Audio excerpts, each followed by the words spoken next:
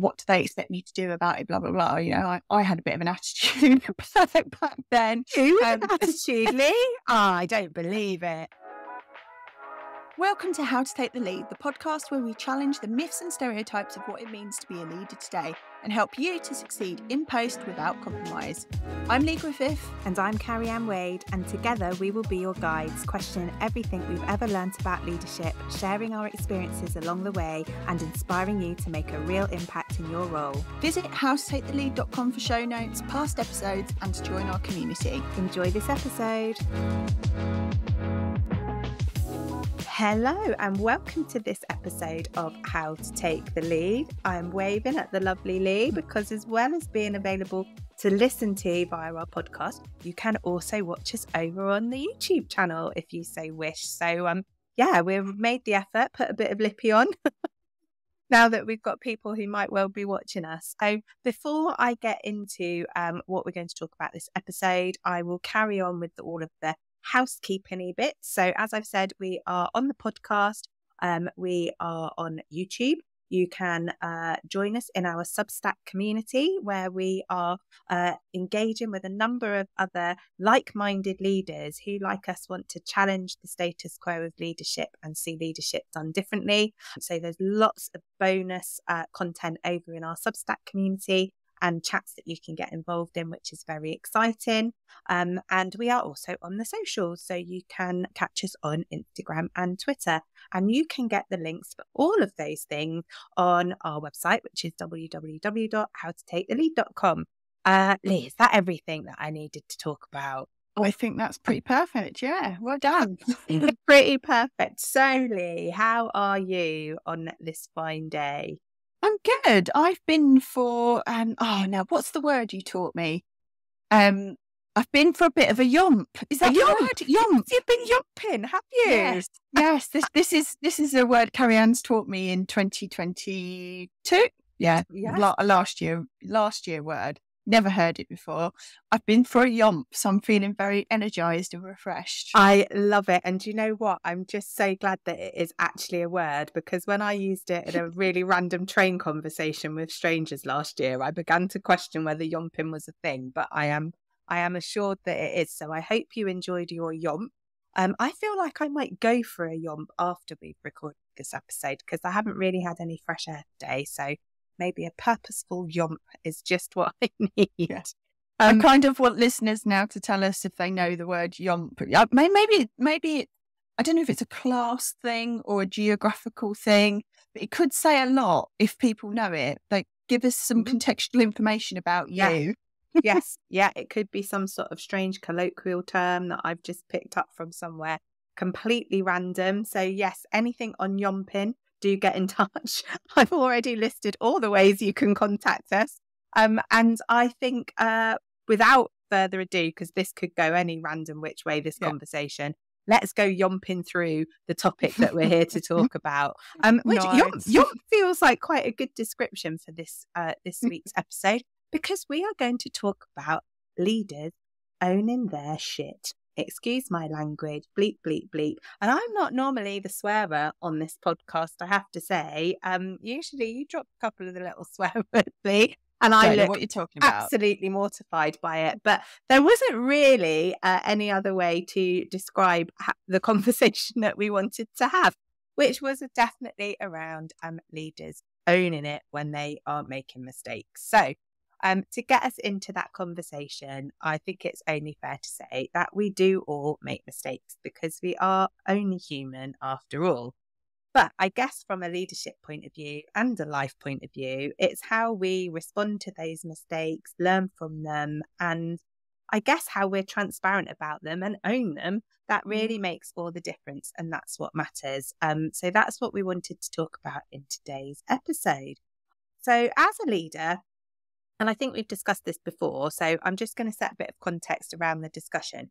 We've obviously talked about managing a crisis as a leader in episodes of the podcast and probably on our lives. And of course, when there is a crisis, that is a point in time where leaders need to step up and own it.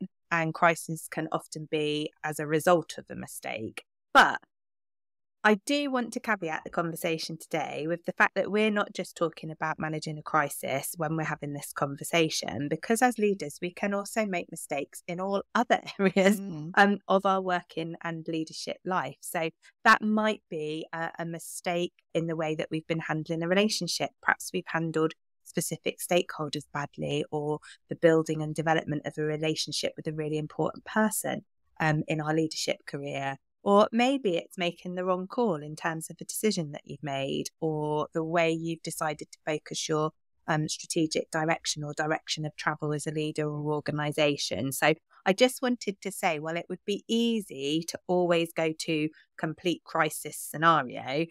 There are other areas in our leadership lives where mistakes can happen, and it's kind of how we respond to those that really matter. Having said that, I couldn't really resist a very recent example, which is the BBC and Gary Lineker debacle that's happened. And interestingly, to me, my take on that is a little bit of like something that might have been an error in judgment in how to handle a certain situation ended up potentially being a huge crisis. So maybe that's an example of when one small mistake can lead to something much bigger. But for me, that's been a really recent example, I think, of how an organisation and leaders have chosen to deal with something and maybe not owned it. But welcome your views on Lineker Gate before we get into it, if you have any, Lee. Handling 101, isn't it, really? It's fine for an organisation to take a stance on something and try to execute their policy, but if they're not consistent in the way that they apply their policy, then you get the kind of situation that we saw in this case. So I think that was an interesting one, where the leadership didn't really look at, are our words and behaviours aligned with the things that we're trying to manage here? And if we pick this person up on X, are we squeaky clean in that area? And the answer was most definitely no. So I think it's been an interesting probably a case study that people are going to use for a few years to come. Yeah, absolutely. And it maybe felt like we were due a new case study, so we didn't just keep going on about Boris or anyone else. But still linked weirdly. Still weirdly linked to the whole political environment that we find ourselves in. So I'm not sure what that says about the state of the UK today, but there you go.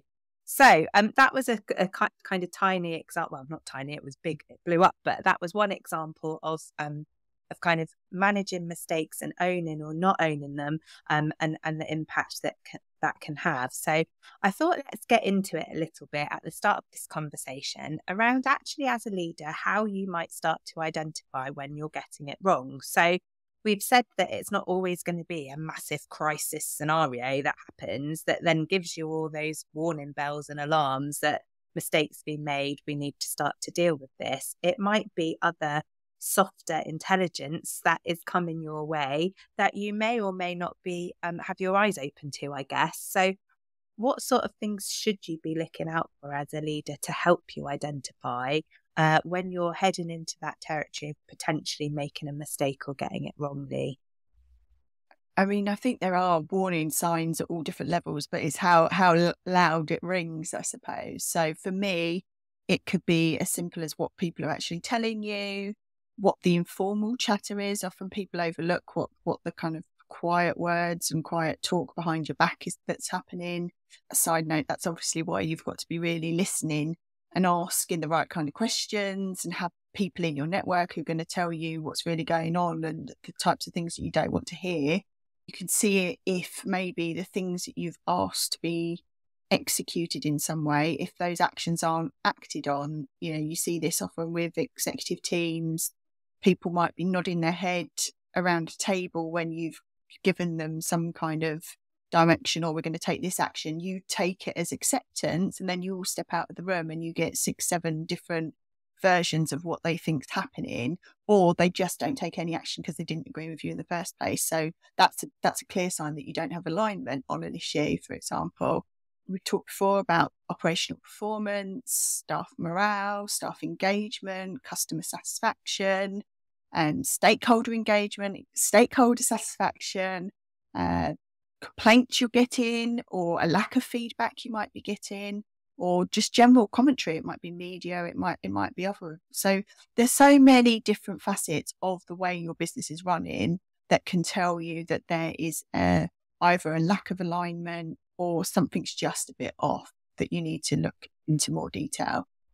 Yeah, I think you're absolutely right there. And one of the things I was thinking as you were talking, Liz, that some organisations and some leadership teams can get into that space where there is a lot of data and a lot of evidence actually about what's happening in your organisation, but that sometimes you can be a bit blinkered to that in terms of either only seeing the positives. So an example I might use would be like staff survey results, that it's really easy to be totally suckered in as a leader or organisation to where you're getting it right and ignore the areas where you're getting it wrong. And I guess sometimes that's really obvious because you might have some really stark differences in terms of the feedback that you're getting.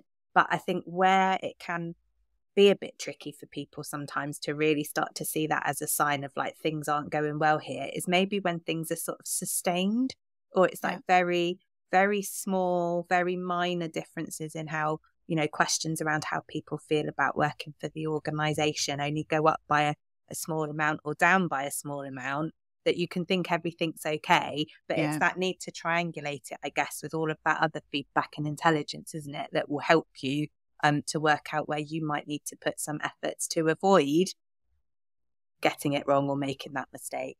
Yeah, and we spoke in the allyship episode about was that on the podcast or was that on live? It was on the podcast. Oh my God, we've been going for so long we just can't remember, but it was a podcast episode, Lee.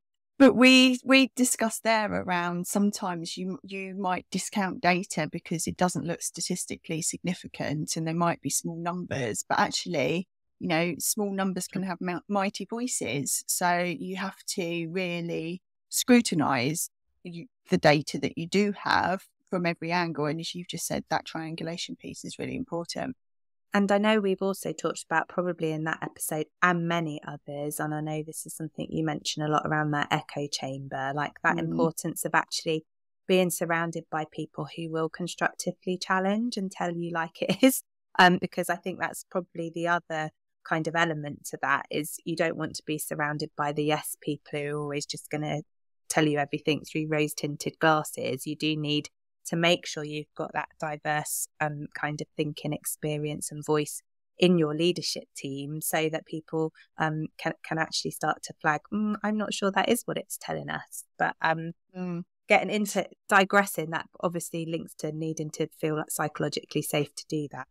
Yeah, and you see quite often in organisations, particularly when you're looking at maybe poor strategic decisions or other decisions that have been made, it often can fall foul because it's a single-mindedness of that leader that's decided this is the right thing, hasn't done that pre-engagement work, hasn't sense-checked if that's the most important issue that needs to be tackled, might look like it's a bit of a self-interest that they're trying to fulfill, all of those types of things. So the importance of links to the discussion we had around communications and engagement, actually, the importance of having early conversations, understanding things to help inform your decision making and your strategic direction can help you, I suppose, not fall foul in the first place. Yeah, I couldn't agree more. And I guess like we sort of started to touch on it a little bit, because I guess for me there's something around accountability. And as a leader, you talked about getting it wrong decision making, and sometimes even as a leader you won't always be the person that makes certain decisions in your organization, because hopefully you are creating a culture where people are empowered to make decisions and take forth, and it isn't always just about the person at the top of the organization dictating everything.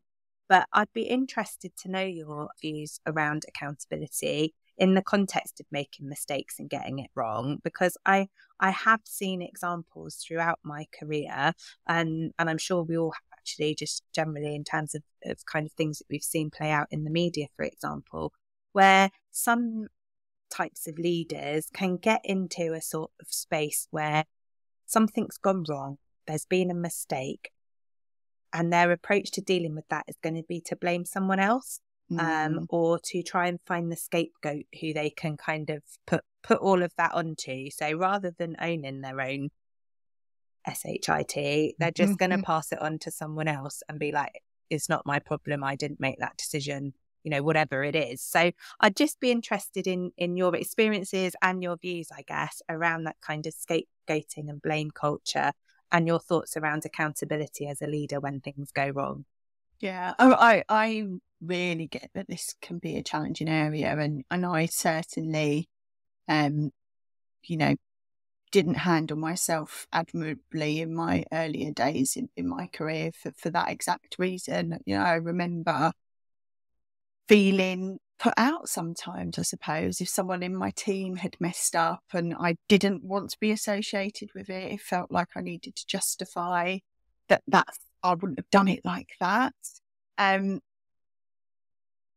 You hear that debate that people go, well, you know, I can't keep an eye on everyone and do everyone's job for them, so why should I be the one that's getting, you know, hauled over the coals if something's happened?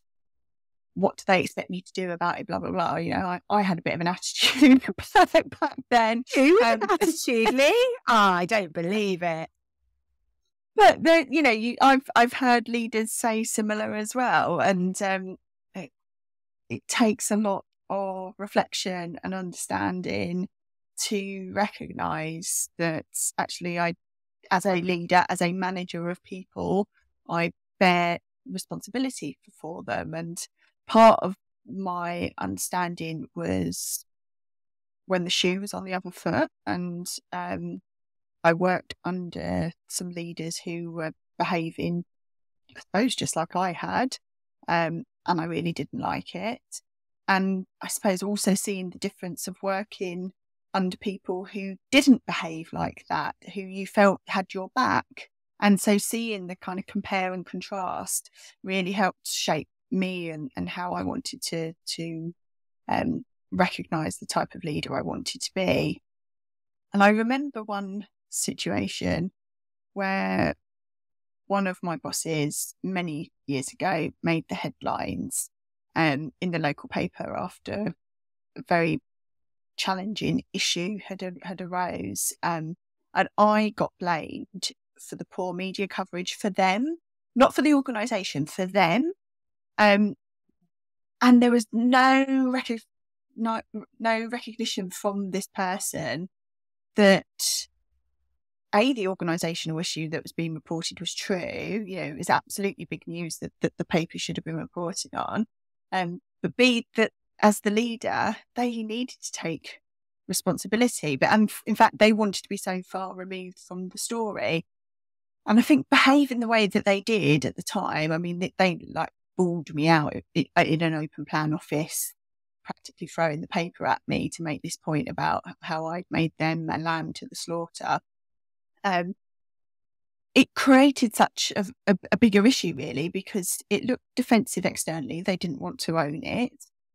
Internally, it showed them as being, you know, having no integrity, which made the culture of the organisation even more challenging, and ultimately became clear that they weren't the right person to see us through that challenge. So, yeah, it was you know, that's just one example of where I've witnessed what happens when you don't own your shit as a leader, and how it can feel being on the other side of that. I think as a leader, you need to recognise when something goes wrong on your watch.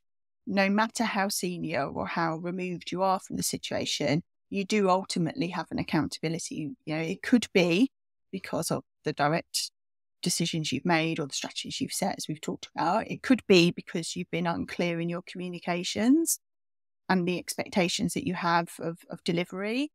Could be because you didn't have the right processes in place to oversee and support the execution of something.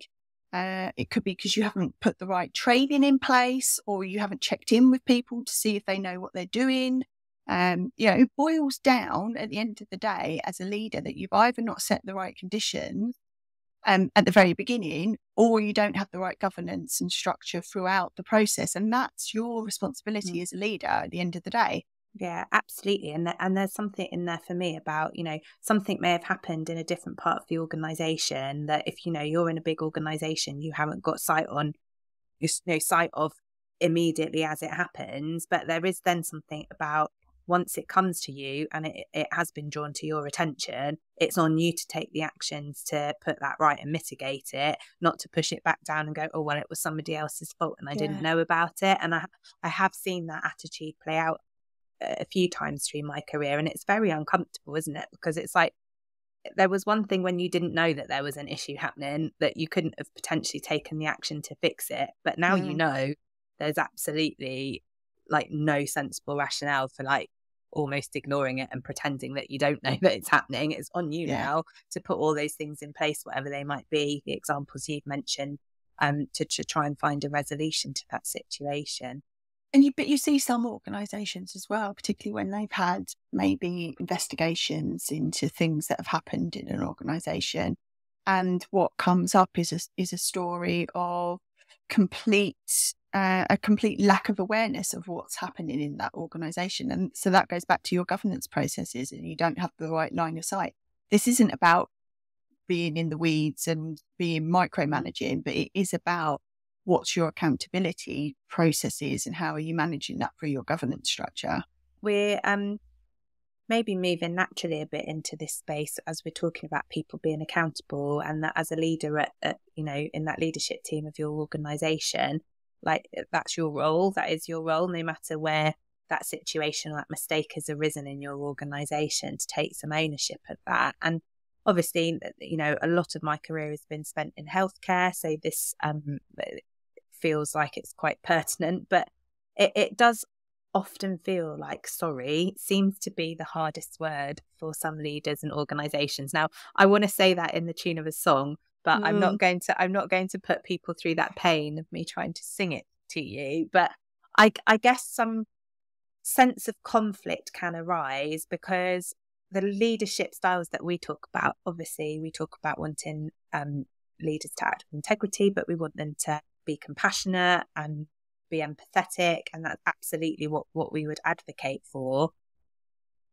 But leaders who are wanting to be compassionate and maybe apologise for something can often feel stymied, I guess, by advice from internally in their organisation, externally, usually from some sort of legal input, I guess, which is you can't say sorry because the moment you apologise, you're accepting you're accepting that you're accountable for something, and therefore a bit of that where there's blame, there's a claim kind of culture playing through, I guess. So I'd just be interested to know your thoughts on kind of whether you've seen that predicament play out and what your advice maybe would be around leaders, because in my eyes, apology number one, like you've made a mistake, own it, apologise for it, say what you're going to do to rectify it. But I absolutely know there will be leaders who feel like that's a difficult position for them to be in because of the advice they're being given. So I've had many a conversation with legal, not just legal, external overseers. I think we've talked about that in another episode as well,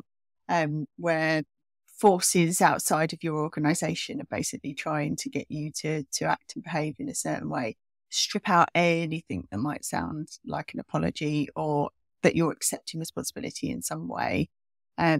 Not just for legal, but that reputational fallout, although ironically, it usually creates a bigger issue because you come across as cold, uncaring, insensitive, out of touch, all of those kind of things. It's nothing worse than when people put in, and you see it in statements when you read newspapers or articles, and they try to say sorry without saying sorry. I'm sorry you felt like that. Oh, there's nothing worse. That's an argument starter in this house. Yeah. And regardless of whether I'm a leader or not, just personally. But you see that so often in organisational responses to stuff, I think. So yeah, it's a dilemma I've come across a lot, and it can be a hard one to just broadly advise on because it is so different dependent on the situation. But personally, I think if you show empathy and you talk on a human level, you could take a lot of wind out of the sails of a difficult situation. And 9 times out of 10, individuals that were affected by whatever the situation is are only challenging you looking for some kind of resolution and closure, and they want an assurance from you that there's going to be change, however big or small. So acknowledging that and explaining what you're going to do next is really important. There might be nuances on how you do that, but I do think that that's the best way that you can connect and try and not close down an issue as in put a brick wall up and I don't want to deal with it anymore, but a way that you can stop something from snowballing and escalating, I suppose. I do think, though, there's also times where sorry might not be the right sentiment. Maybe you haven't actually done something wrong and there's just a difference in opinion, when someone might feel that you owe them an apology and you don't. And we've seen that, for example, in organisations where maybe someone's made a complaint about the way they've been treated, but then when you dig into it, what's happened is they've been really rude, they might have been racist, they might have been abusive verbally in some way, and the staff members involved were just sticking up for themselves or adhering to organisational policy. So as a leader, quite rightly, you need to stand up and back your people. And in those instances, I think if you do apologise, then you are undermining your staff and it can break trust. So that's why I kind of say, yes, there are times when you do need to apologise and you need to bring out the human side, the empathy side, the understanding side. What, if you were in their shoes, what would you want to hear? Other times is about, all times you need to understand it for all situations to come up with the best response, I suppose. Yeah, and you've mentioned the word trust there, which is something that's kind of been in the back of my mind as we've been having this conversation, because we've touched on all the things that a lot of our episodes end up coming back to around sort of connection, communication, being human. And trust is also something that we talk about a lot in all different aspects of leadership, but it does feel like trust is a big part of this whole conversation about, making a mistake. Like, obviously, trust takes a long time to build and it can be broken very, very quickly. And we've mentioned reputation as well in the conversation today. So I guess for me, it's about if you're a leader and you are in that situation now where a mistake has been made, kind of how do you build or keep or rebuild the trust that potentially you might lose? So kind of what actions do you need to take around that trust with your key stakeholders when you're handling that mistake that's been made? Sorry, that's a big question because it's a big topic, but it just feels like trust is kind of key to how you might choose to handle it, and B, how everyone else might choose to react to that mistake that's been made. Yeah.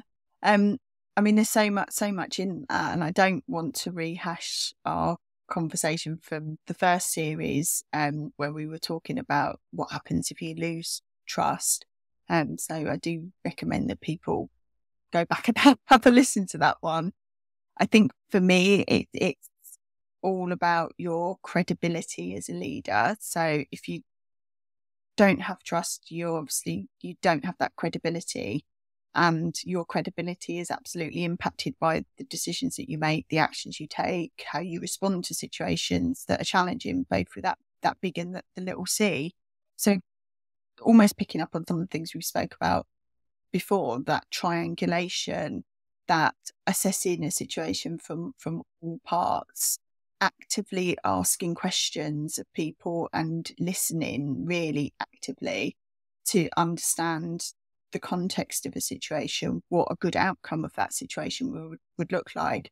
We're not talking about people pleasing here, because not everyone is going to agree with how you handle something, and people can still respect and trust you, though, even if they don't agree, because it's around, is there an alignment in what you say and how you behave? Have you involved people? Have you been clear in your communications and articulated your rationale around either why you did what you did or around what you're going to do to resolve a situation? All of those things in the handling of something that is a difficult issue, or might be an incorrect decision you've taken. All of those things impact your trust.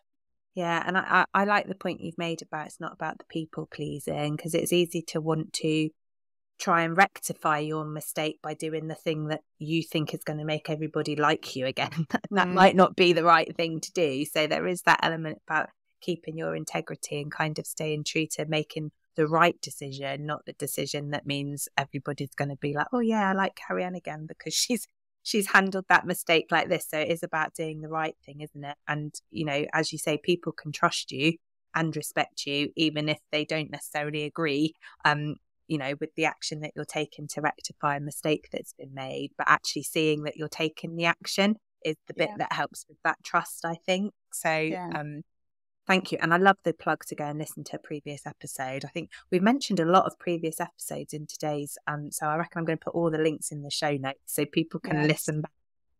So it feels like we're getting to that point in the conversation, and I think you started some of this already with your advice in response to that last question, Lee. But we love to end on some top takeaways and support people with some how-tos. So I'm going to pose the question to you in the first instance around what sort of steps should leaders be taking now in respect of owning their shit. So if you're a leader who is uncomfortable in that space of owning your shit, are there some how-tos and some practical steps people could be taking to get more comfortable in that space, Lee? I think to build on what I was just saying, so absolutely don't have a need. There's a balance, isn't there? You need to move quickly, but not have a knee-jerk reaction. So that's the first thing I would say. There is the thing around situational awareness and analysis and understanding. Having that discussion with perhaps the people affected and your trusted network. And then there'll be a period of saying, you know, this is what's happened, or this is why we've made this decision, easy for me to say. This is what we're going to do about it. And it's going to look very different in different situations. So what listening could look like could be a one-to-one meeting with someone. It could be mediation, or it could be a widespread listening exercise over a period of days and weeks with a whole group of people. Action could be starting something or stopping something or deferring something. Could be bringing an external person in or people in to support or to demonstrate maybe some independence in the review that you want to undertake. It might mean changing personnel, including yourself, and you might have to take ultimate responsibility and step down because to continue in your role could be untenable. So, you know, dependent on the situation, dependent on what the potential reaction to that situation is, your response to it could look very different. But there are options always for you to discuss. I think how you handle, or how you choose to handle it, I should say, because as I say, there are choices, will say a lot about you. It will say a lot about your character, your integrity, the trust people have in you, as we've already mentioned, and ultimately your reputation as a leader, dare I say, as a human. You dare say it. I love that you've dared to say it because it's true. I don't really know that I've got much that I could add in that space, to be honest, Lee. I guess for me, there's something around, I don't know why it ended up being 3 A's. So there was something around assess. So do that triangulation. You know, it might be stuff that you can be doing ongoing. So don't just take everything at face value because you might be trying to avoid getting it wrong rather than being straight in the getting it wrong space. So do that assessment of the evidence, triangulate, like you've said, talk to the people around you to really understand what's happening. I definitely think there's something around acknowledgement, and it's about that trust piece, isn't it? And acting with integrity. So acknowledge that a mistake has been made and own it. That's part of what this episode was about. Own it and say, yeah, you know, I acknowledge I've made a mistake, or the organisation's made a mistake and I lead that organisation. So this sits with me to take action. And that would be my third A, is the action. Because I think actually you can own your shit and you can acknowledge that you've made a mistake and you've got it wrong. But if you don't take action to try to rectify that situation or avoid it happening again, I don't really think that you've made much progress in terms of the owning it, because it's, in some respects, it can be easier to hold your hands up, but harder to take the action to make things better. So for me, they're mine, the 3 A's: assess, Love acknowledge, and yeah. Although I would just caveat at the end that we've talked a lot about owning your shit when you make a mistake. Owning your shit can also be standing by a decision that you've made as well, and not retreating at the first bit of dissent that you get. Absolutely. And that can sometimes be the hardest position to be in, can't it? Because you've had to take that really difficult decision because you are the leader, and then you have to stand by it no matter what's kind of coming at you. So yeah, absolutely. I think that's a really good additional point to make, because it isn't always about reversing a decision you've made. You might not have always got it wrong, but it is about standing by and owning the decisions that you've made, whichever way they land with your stakeholders. So that's a good one. I actually thought you were going to say, obviously the episode's been about the bad stuff, mistakes, getting it wrong, but I thought you were also going to say it's really important to own the good stuff when you're getting it right as well. No. Well, what I was going to say is that the myth of that there is in leadership around we need to get everything right is something that we want to end with people thinking, no, it's okay to break that myth, because we're not striving for perfect. We're not trying as leaders to show others that we're perfect. We need to fail at things, because that learning, growth, all of that stuff. If you're not watching it on YouTube and you're only listening on the podcast, that was some brilliant bunny ears going all over the place there. We do think learning and growth is really important. I would love the way it's been dismissed really offhand there. And we need to make it okay, because at the end of the day, how we handle stuff as a leader reflects on our teams and how they might, as I said at the very, very beginning of this episode, I learned a lot from the good and the bad in terms of people that I looked up to and reported into, how they handled things. So we're also setting a precedent for our team members. And we need to make it okay to show that you can mess up. And talked about psychological safety. You need to build that environment where people mess up and they can see that as a not something they need to be fearful of. And that absolutely starts by us owning our shit. Absolutely. On that note, mic drop. I don't think I've ever sworn so much in one episode of the podcast. So that's probably my quota for this entire series. But it's been kind of freeing saying that. It's been kind of freeing just saying it like it is. So you have to go and wash your mouth out. Yes, thank you so much for putting up with my potty mouth in this episode. I hope listeners have found that useful. If you have, please do go and share with anyone else you think might benefit from listening in on that conversation. And of course, you can leave us a rating or a review. We'd be very grateful if you could do that. And we look forward to the next episode. Thanks for listening to today's episode. Don't forget to hit follow and share the show with someone you know. Oh, that rhymes. A rating or review will be much appreciated. If you're looking for some leadership inspiration, why not get a free copy of our recommended reading list? Visit howtotakethelead.com to download. Until next week, get out there and take the lead.